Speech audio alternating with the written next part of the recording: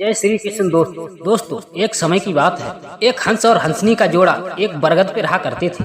तभी हंस ने कहा कि हे प्रिय, चलो आज हम कहीं घूम कर आते हैं। और वो बहुत सारे सुंदर स्थानों को घूमते हुए एक सुनसान वन में आ पहुंचे और वहाँ पर कोई सरोवर नहीं था। तभी हंस सोचने लगा कि क्यों न रात हमें यहीं व्यतीत करनी चाहिए। तभी हंसनी ने उस वीरान जंगल को देखकर हंस से कहा, क्या जी सुनते हो कि हम लोग चलते चलते कहाँ इस बीहड़ स्थान पे आ गए हैं। मुझे तो इस जगह पे बहुत ही डर लगता है, कहीं हमारे साथ अनहोनी ना हो जाए। हंस कहने लगा, हे प्रिय, डरो मत, बस हमें एक रात ही तो बितानी है। सुबह होते ही हम अपने स्थान को वापस लौट जाएंगे। हंसनी कहने लगी, हे स्वामी, रात तो मैं तुम्हारे कहने पर जैसे तैसे काट लूंगी, परंतु ऋषियों का ऐसा कहना है कि ऐसे स्थानों पर एक मिनट भी नहीं रुकना चाहिए। जिस देश का राजा अपराधी हो, इस देश में दुष्ट हो, स्त्री चरित्रहीन हो और बालहट विरोधी हो, जहाँ मूर्खों का अधिकार हो, तो जहाँ का राजा अन्यायी हो और दुश्मन पक्षपात करने वाले हों और दुश्मन समझौता करने वाले हों और पंडित जैसे ज्ञानी ना हो और वहाँ के लोग झूठ बोलने वाले हों। जिस जगह नीच स्त्रियाँ और झूठ बोलने वाले पुरुष हों, ऐसी जगह ना धन और न मान की कभी भी किसी बात की इच्छा ना करें। ऐसे सभी स्थानों पर दिन में भी नहीं रुकना चाहिए। नंबर 1, सुनसान जगह पर बना हुआ घर। नंबर 2, सुनसान स्थान पर या किसी चौराहे पर। नंबर 3, सुनसान जगह पर बना हुआ कोई पुराना स्थान हो जिसमें पूजा पाठ न की जाती हो और उस जगह को कोई मान सम्मान न देता हो और देव भी उस जगह को छोड़ चुके हों। और नंबर 4, सुनसान वन में। और नंबर 5, बरसों से टूटे फूटे घर में। और नंबर 7, शमशान में। तभी हंसनी कहने लगी, हे स्वामी, ऐसे सभी स्थानों पे बसने वाला व्यक्ति बहुत ही बड़ी मुसीबतों में फंस जाता है। अभी हंस कहने लगा, हे प्रिय, घबराओ मत, कोई बात नहीं है। मुश्किल परिस्थितियों में हर इंसान को अपना अपना जीवन जीना चाहिए, क्योंकि कहते हैं बीमारी और विपत्ति और मौत और गरीबी कभी भी आ जा सकती है, इसे रोकने का कोई उपाय नहीं है। मित्रों, हंस और हंसनी रात व्यतीत करने के लिए उसी वृक्ष पर बैठ गए।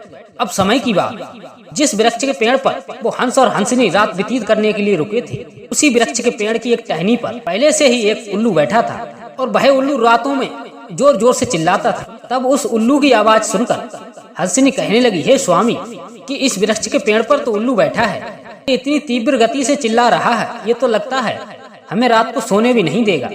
तभी हंस कहने लगा, हे भगवान, रात भर की तो बात है, जैसे भी हो रहन सहन करके काट लो।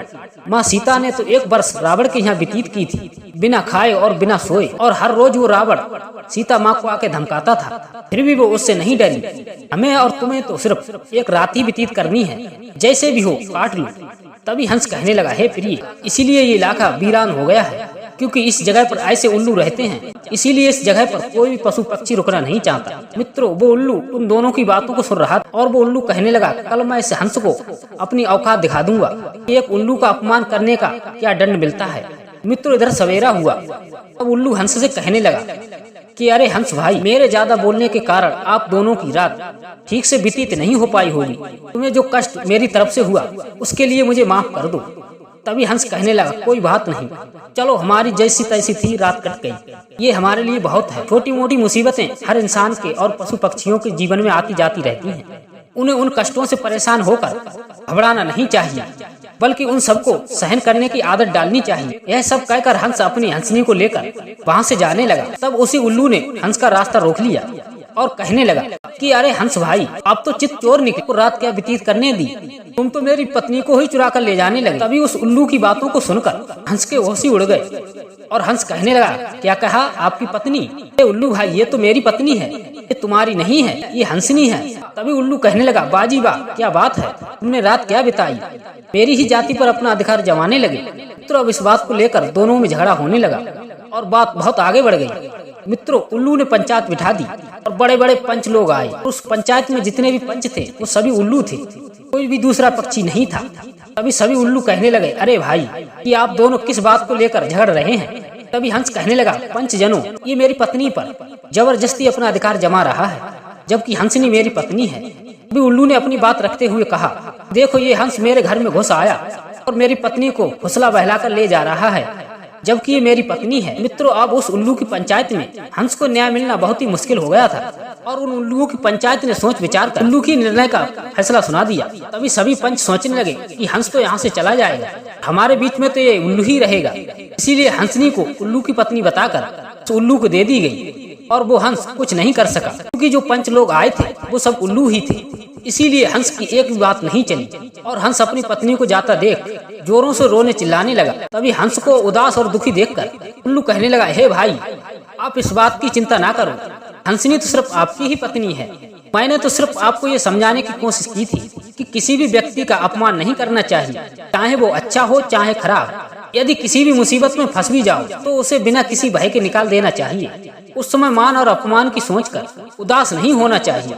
इन बातों को सहन करने वाले लोग हमेशा सुखी रहते हैं। जो कठिन से कठिन परिस्थितियों में गुजर जाता है, जो कठिन से कठिन परिस्थिति आने पर अपने धैर्य को संभाल कर रखता है, वो अपने जीवन में कभी भी दुखी नहीं होते। तभी उल्लू कहने लगा, हे हंस, आपने रात में ये भी कहा था कि ये इलाका उल्लुओं के कारण वीरान हो चुका है। हे मित्र, ये इलाका बीहड़ इसलिए नहीं है, इस जगह पर हम जैसे उल्लू रहते हैं। ये जंगल सुनसान इसलिए है क्योंकि इस जगह पर ऐसे न्याय करने वाले लोग रहते हैं।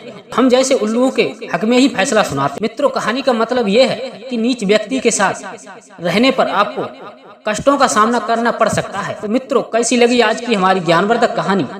यदि आप सभी मित्रों को अच्छी लगी हो तो हमारे वीडियो को लाइक करें और हमारे चैनल को सब्सक्राइब करें। मित्रों, मिलते हैं और ऐसी किसी ज्ञानवर्धक कहानी के साथ। तब तक के लिए जय श्री कृष्ण, जय श्री राधे।